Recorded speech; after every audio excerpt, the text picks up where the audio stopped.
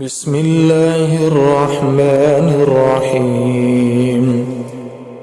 الحمد لله الذي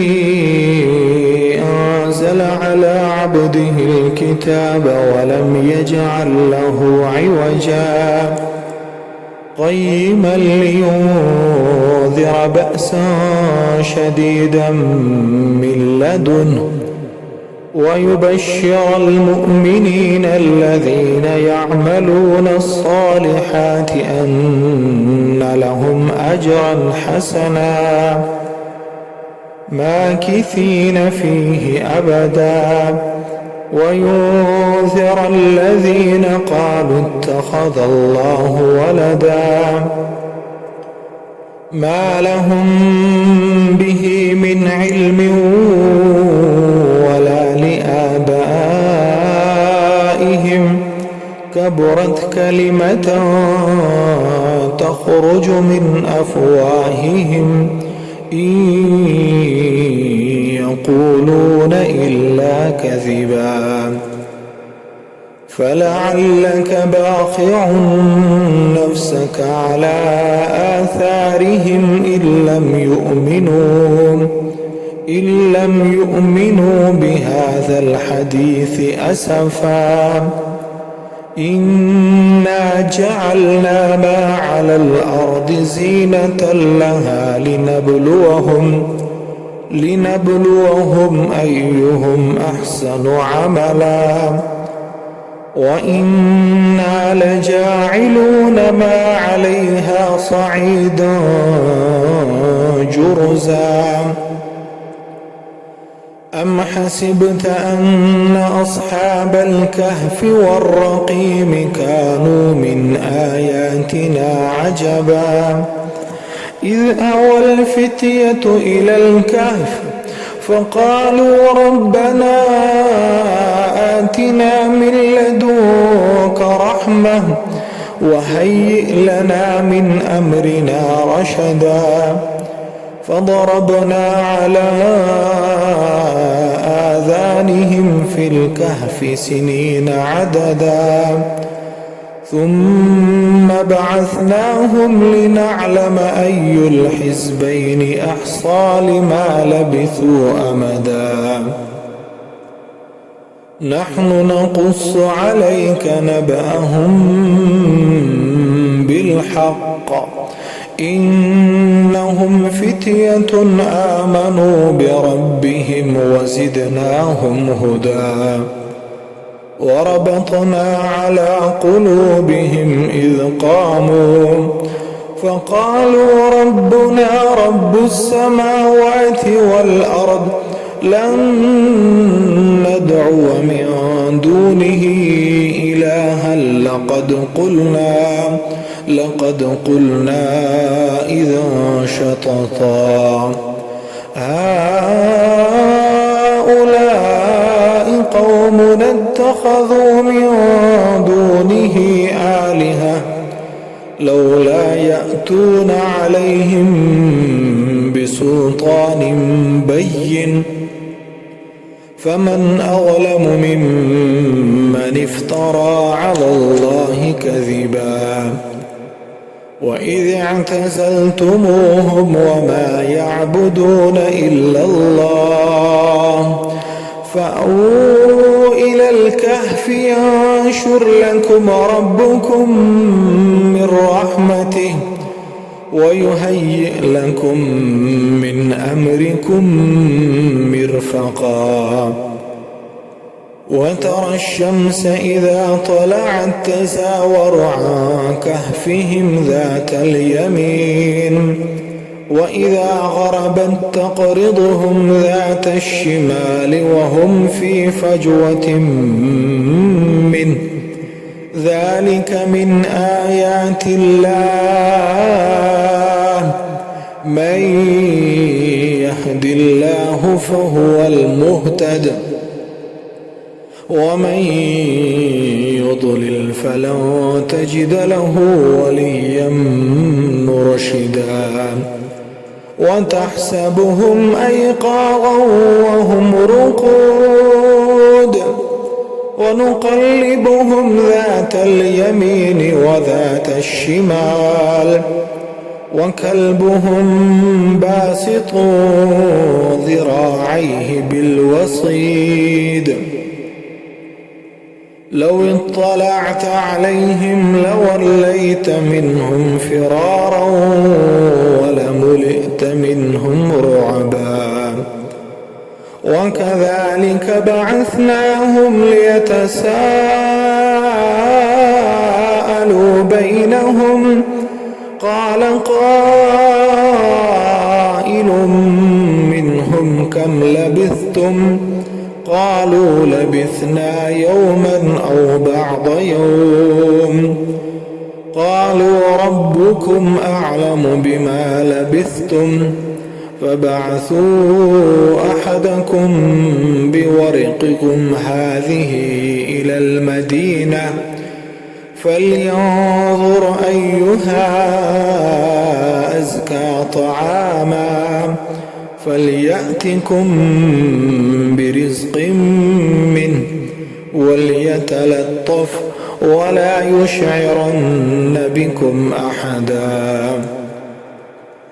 إنهم إن يظهروا عليكم يرجموكم أو يعيدوكم في ملتهم ولن تفلحوا إذا أبدا وكذلك أعثرنا عليهم ليعلموا أن وعد الله حق وأن الساعة لا ريب فيها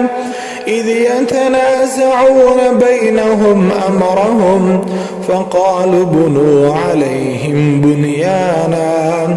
ربهم أعلم بهم قال الذين غلبوا على أمرهم لنتخذن عليهم مسجدا سيقولون ثلاثة رابعهم كلبهم ويقولون خمسة سادسهم كلبهم رجما بالغيب ويقولون سبعة وثامنهم كلبهم قل ربي أعلم بعدتهم ما يعلمهم إلا قليل فلا تمار فيهم إلا مراء ظاهرا ولا تستفت فيهم منهم أحدا ولا تقولن لشيء إني فاعل ذلك غدا إلا أن يشاء الله واذكر ربك إذا نسيت وقل عسى أن يهديني ربي لأقرب من هذا رشدا ولبثوا في كهفهم 300 سنين وازدادوا 9 قل الله أعلم بما لبثوا له غيب السماوات والأرض أبصر به وأسمع ما لهم من دونه من ولي ولا يشرك في حكمه أحدا واتل ما أوحي إليك من كتاب ربك لا مبدل لكلماته ولن تجد من دونه ملتحدا واصبر نفسك مع الذين يدعون ربهم بالغداة والعشي يريدون وجهه ولا تعد عيناك عنهم تريد زينة الحياة الدنيا ولا تطع من أغفلنا قلبه عن ذكرنا واتبع هواه وكان أمره فرطا وقل الحق من ربكم فمن شاء فليؤمن ومن شاء فليكفر إنا أعتدنا للظالمين نارا أحاط بهم سرادقها وإن يستغيثوا يغاثوا بماء كالمهل يشوي الوجوه بئس الشراب وساءت مرتفقا إن الذين آمنوا وعملوا الصالحات إنا لا نضيع أجر من أحسن عملا أولئك لهم جنات عدن تجري من تحتهم الأنهار يحلون فيها من أساور من ذهب ويلبسون ثيابا خضرا من سندس واستبرق متكئين فيها على الأرائك نعم الثواب وحسنت مرتفقا واضرب لهم مثل الرجلين جعلنا لأحدهما جنتين من أعناب وحففناهما بنخل وجعلنا بينهما زرعا كلتا الجنتين آتت أكلها ولم تظلم منه شيئا وفجرنا خلالهما نهرا وكان له ثمر فقال لصاحبه وهو يحاوره أنا أكثر منك مالا وأعز نفرا ودخل جنته وهو ظالم لنفسه قال ما أظن أن تبيد هذه أبدا وما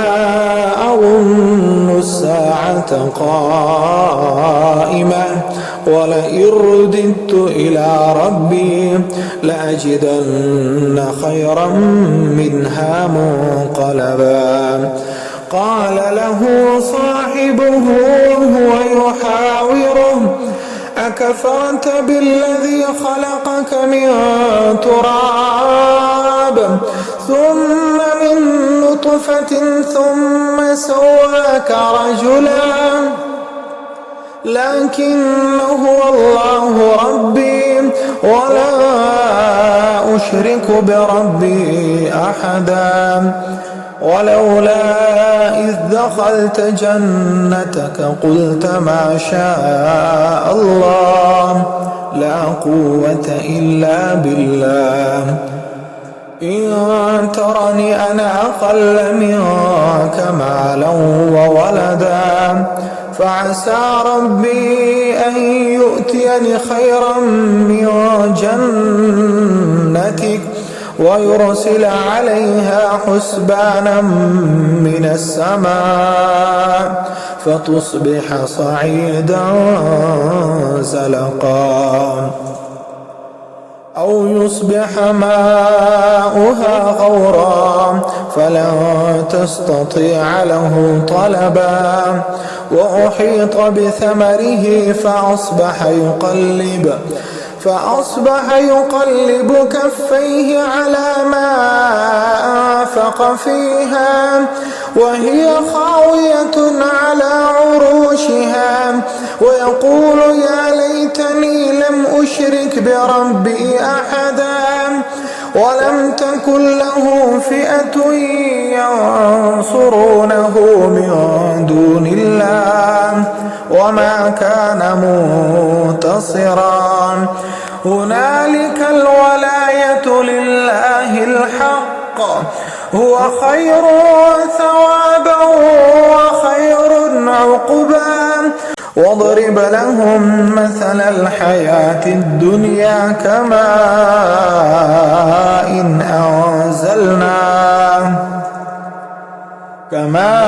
إن أنزلناه من السماء فاختلط به نبات الأرض فأصبح هشيما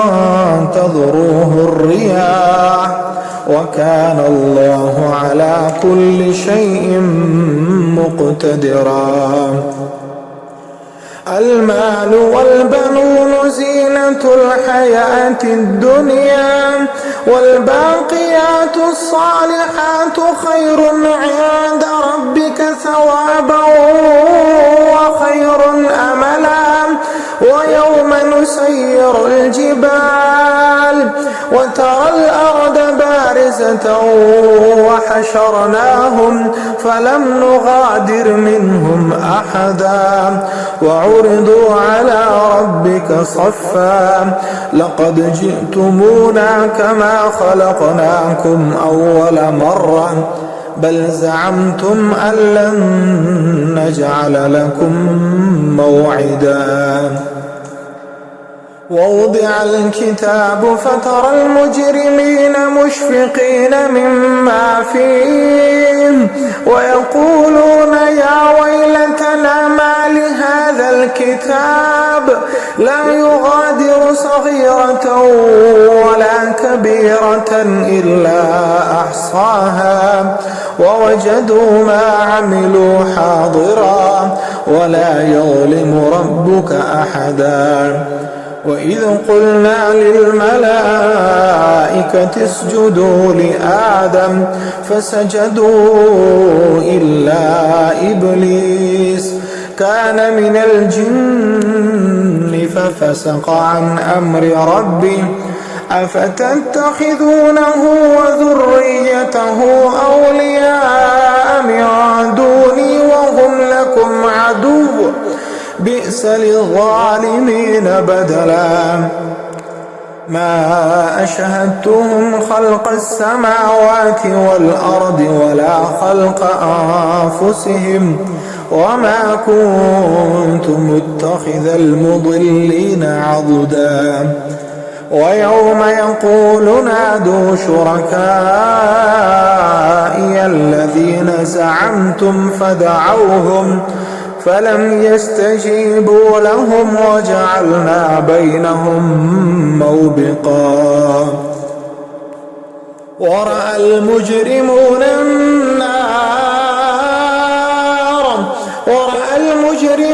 النار فظنوا أنهم مواقعوها ولم يجدوا عنها مصرفا ولقد صرفنا في هذا القرآن للناس من كل مثل وكان الإنسان أكثر شيء جدلا. وما منع الناس أن يؤمنوا إذ جاءهم الهدى ويستغفروا ربهم إلا أن تأتيهم سنة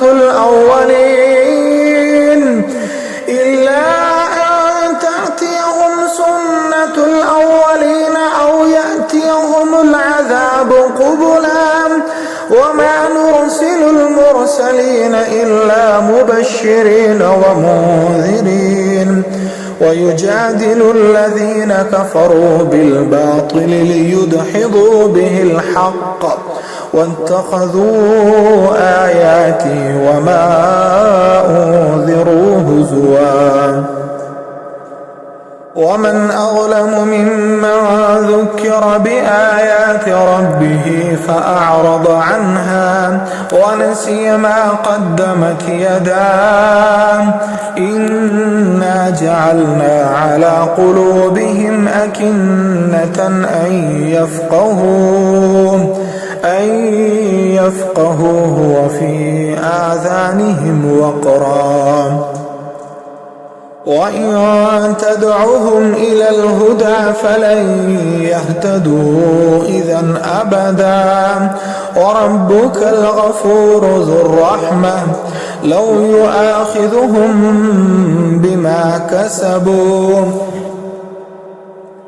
لو يؤاخذهم بما كسبوا لعجل لهم العذاب بل لهم موعد لن يجدوا من دونه موئلا وتلك القرى أهلكناهم لما ظلموا وجعلنا لمهلكهم موعدا وإذ قال موسى لفتاه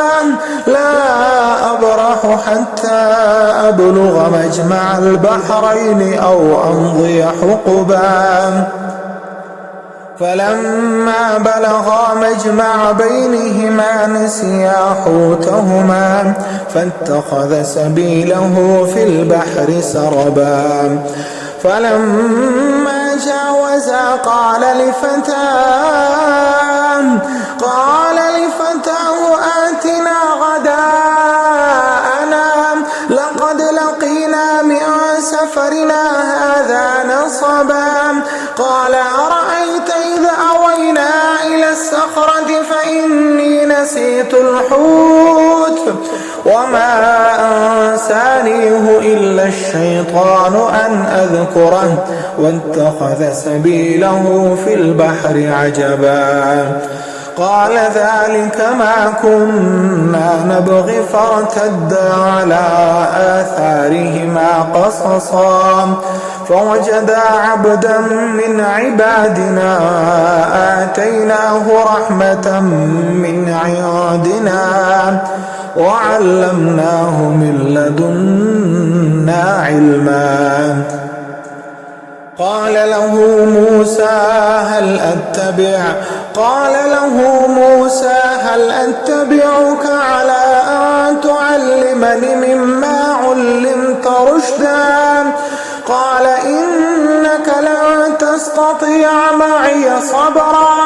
وكيف تصبر على ما لم تحط به خبرا قال ستجدني إن شاء الله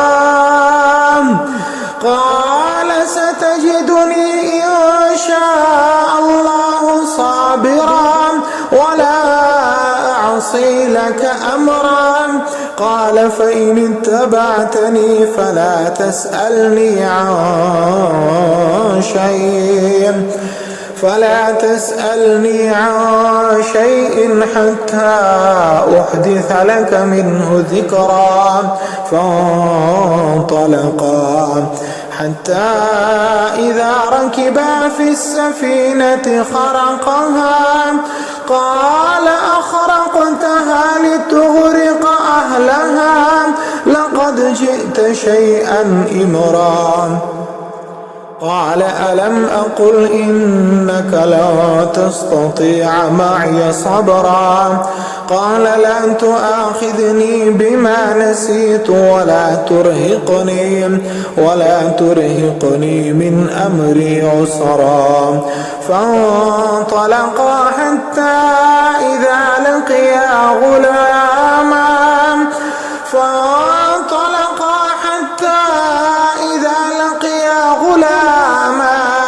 فقتله قال أقتلت نفسا زكية بغير نفس لقد جئت شيئا نكرا قال ألم أقل إنك لن تستطيع معي صبرا قال إن سألتك عن شيء بعدها فلا تصاحبني قد بلغت من لدني عذرا فانطلقا حتى إذا أتيا أهل قرية استطعما أهلها فأبوا أن يضيفوهما فوجدا فيها جدارا يريد أن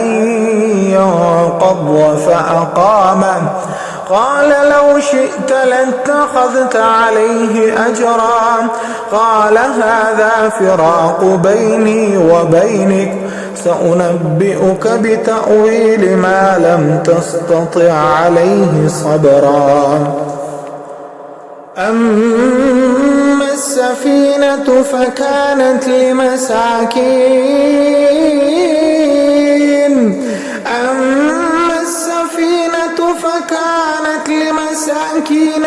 يعملون في البحر فأردت أن أعيبها وكان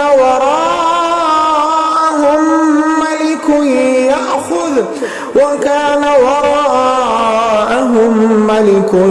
يأخذ كل سفينة غصبا وأما الغلام فكان أبواه مؤمنين فخشينا أن يرهقهما طغيانا وكفرا فأردنا أن يبدلهما ربهما خيرا منه زكاة وأقرب رحما وأما الجدار فكان لغلامين يتيمين في المدينة وكان تحته كنز لهما وكان أبوهما صالحا فأراد ربك أن يبلغا أشدهما ويستخرجا كنزهما رحمة من ربك وما فعلته عن أمري ذلك تأويل ما لم تسطع عليه صبرا ويسألونك عن ذي القرنين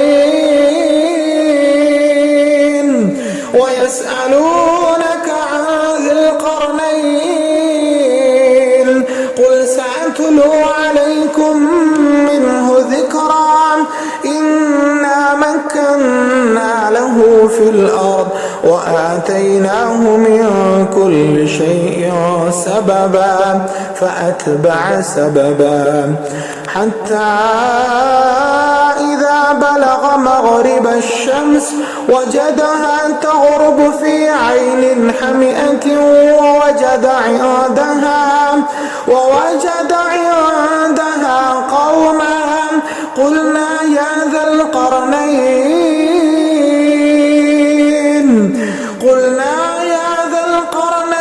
إما أن تعذب وإما أن تتخذ فيهم حسنا قال أما من ظلم فسوف نعذبه ثم يرد إلى ربه فيعذبه عذابا نكرا وأما من آمن وعمل صالحا فله جزاء الحسنى وسنقول له من أمرنا يسرا ثم أتبع سببا حتى إذا بلغ مطلع الشمس وجدها تطلع على قوم لم نجعل لهم من دونها سترا كذلك وقد أحطنا بما لديه خبرا ثم أتبع سببا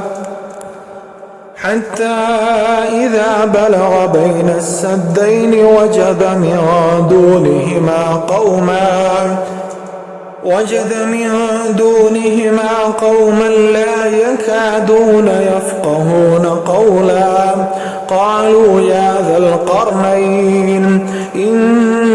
يأجوج ومأجوج مفسدون في الأرض فهل نجعل لك خرجا على أن تجعل بيننا وبينهم سدا قال ما مكنني فيه ربي خير فأعينوني بقوة أجعل بينكم وبينهم ردما آتوني زبر الحديد حتى إذا ساوى بين الصدفين قال انفخوا حتى إذا جعله نارا قال آتوني أفرغ عليه قطرا فما استطاعوا أن يظهروه وما استطاعوا له نقبا قال هذا رحمة من ربي فإذا جاء وعد ربي جعله دكا وكان وعد ربي حقا وتركنا بعضهم يومئذ يموج في بعض ونفخ في الصور فجمعناهم جمعا وعرضنا جهنم يومئذ للكافرين عرضا الذين كانت أعينهم في غطاء عن ذكري وكانوا لا يستطيعون سمعا أفحسب الذين كفروا أن يتخذوا عبادي من دوني أولياء إنا أعتدنا جهنم للكافرين نزلا قل هل ننبئكم بالأخسرين أعمالا الذين ضل سعيهم في الحياة الدنيا وهم يحسبون أنهم يحسنون صنعا أولئك الذين كفروا بآيات ربهم ولقائه فحبطت أعمالهم فلا نقيم لهم يوم القيامة وزنا ذلك جزاؤهم جهنم بما كفروا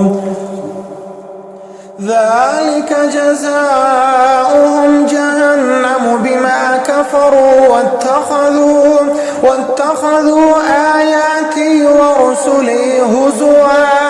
إن الذين آمنوا وعملوا الصالحات كانت لهم جنات الفردوس نزلا خالدين فيها لا يبغون عنها حولا قل لو كان البحر مدادا لكلمات ربي لنفد البحر قبل أن تنفد كلمات ربي ولو جئنا بمثله مددا قل إنما أنا بشر مثلكم يوحى إلي أنما إلهكم إله واحد فمن كان يرجو لقاء ربه فليعمل عملا صالحا ولا يشرك بعبادة ربه أحدا.